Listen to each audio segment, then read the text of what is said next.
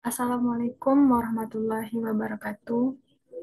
Sebelumnya, perkenalkan nama saya Farzelia Nitami, mahasiswa pasca sarjana atau Magister Manajemen UNP. Pada saat hari ini, saya akan mempresentasikan mengenai pemahaman materi pada minggu keempat di dalam mata kuliah Analisis Big Data.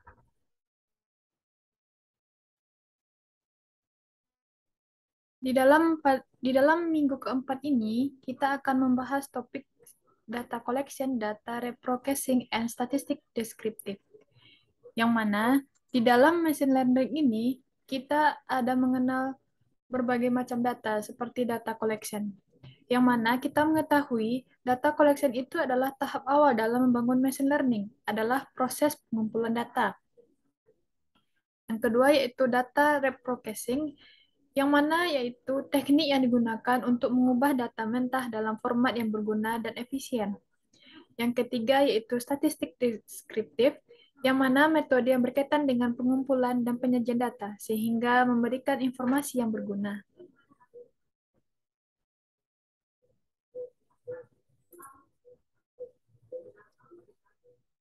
Selanjutnya, kita akan membahas pengertian data, yang mana kita tahu data itu adalah catatan atas kumpulan fakta. Kumpulan fakta yang diperoleh dari pengukuran maupun pengamatan, data biasanya berupa angka, simbol-simbol, dan kata-kata. Atau menurut pengertian lain tentang representasi dari fakta, konsep, atau instruksi dalam bentuk formal yang dapat digunakan untuk komunikasi, interpretasi, pemrosesan oleh manusia, dan perprosesan oleh komputer.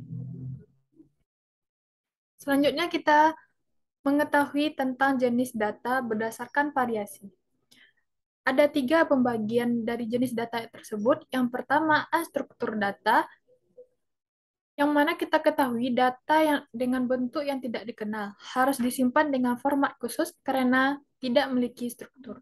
Seperti contohnya yaitu teks, gambar, video, atau suara. Yang kedua yaitu semi-struktur data, yang mana kita tahu jenis data yang dimasukkan ke dalam sebuah tabel, tetapi skemanya tidak sama dengan tabel biasa, yang hanya terdiri dari baris dan kolom. Contohnya file CSV, file XML, file JSON. Selanjutnya yaitu struktur data, yang mana kita mengetahui dapat diproses dan disimpan dan diambil dalam format tetap. Informasi pada data sangat terorganisir dan dapat dengan mudah diakses dari database dengan algoritma mesin pencari sederhana. Contohnya seperti data penjualan, data karyawan, data konsumen, atau data-data penjualan lainnya. Selanjutnya kita akan membahas tentang data collection, yang mana data collection ini adalah pengumpulan data untuk machine learning.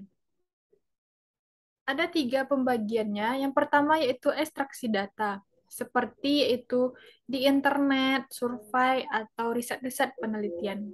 Yang kedua yaitu buat dataset, yang mana digunakan untuk membangun dataset sendiri dari awal. Yang ketiga, dataset yang ada, seperti Google Dataset atau Satu Data Indonesia. Selanjutnya, kita mengetahui tentang konsep data reprocessing, yang mana data preprocessing adalah teknik yang digunakan untuk mengubah data mentah dalam format yang berguna dan efisien. Diperlukan karena data mentah seringkali tidak lengkap dan memiliki format yang tidak konsisten. Tahapan untuk menghilangkan beberapa permasalahan yang bisa mengganggu saat pemrosesan data. Kenapa pentingnya data preprocessing itu digunakan untuk menghapus atau meredon missing value, kesalahan maupun inkonsistensi data yang dapat menyebabkan akurasi hasil dari proses data akan berkurang. Kualitas data sendiri memiliki korelasi langsung dengan keberhasilan setiap proyek yang melibatkan analisis data. Dalam machine learning, kegiatan ini sangat penting untuk memastikan bahwa data sudah diformat dan informasi yang dikandung dapat ditafsirkan. Tahapan-tahapan di dalam data preprocessing. Yang pertama yaitu data cleaning, yang mana yaitu tujuannya untuk mengklasifikasikan data proses binding. Yang kedua yaitu data integration, yang mana digunakan untuk penyatuan data dengan format yang sama. Yang ketiga yaitu data transformation, yang digunakan untuk normalisasi data. Yang keempat, data reduction, yang mana digunakan untuk mengurangi jumlah data agar lebih efisien. Nah, selanjutnya kita akan membahas manfaat dari data pre-processing. Yang pertama, bermanfaat untuk membuat data lebih mudah dibaca. Yang kedua, mengurangi beban representasi dalam data. Yang ketiga, mengurangi durasi data mining secara signifikan. Yang keempat, mempermudah proses analisis dalam machine learning tersebut. Selanjutnya, topik tentang statistik deskriptif, yang mana metode yang berkaitan dengan pengumpulan dan penyajian data sehingga memberikan informasi yang berguna. Digunakan untuk mendeskripsikan, meringkas, dan membuat summary data agar lebih mudah dibaca dan digunakan. Yang mana bertujuan untuk memberikan ringkasan dari sampel data dan tidak menggunakan data untuk membuat kesimpulan atas populasi. Ringkasan ini dapat berbentuk angka seperti kuantitatif, seperti ringkasan statistik, seperti mean, median, atau modus.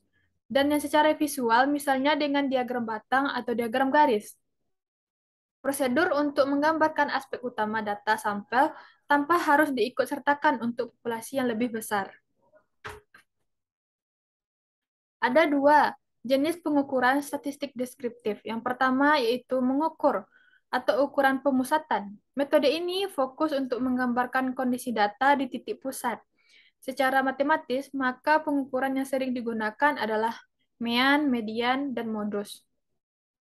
Yang kedua, pengukuran keragaman atau ukuran keragaman, yang mana merupakan ukuran untuk menyajikan bagaimana sebaran dari data tersebut, memungkinkan untuk menganalisis seberapa jauh data-data tersebut tersebar dari ukuran pemusatannya, atau menggunakan beberapa nilai pengukuran seperti rank, quartile rank, percentile decile, varian, standar deviasi, sweetness, kurtois.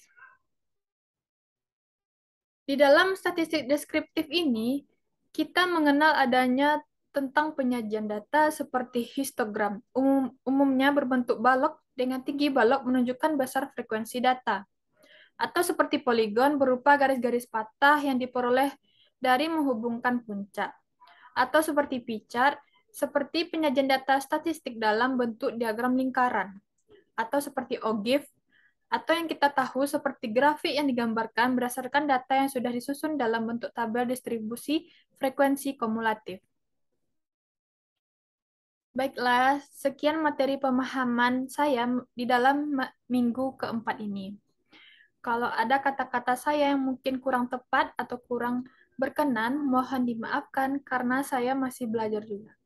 Sekian dari saya, Ferzelia Nitami.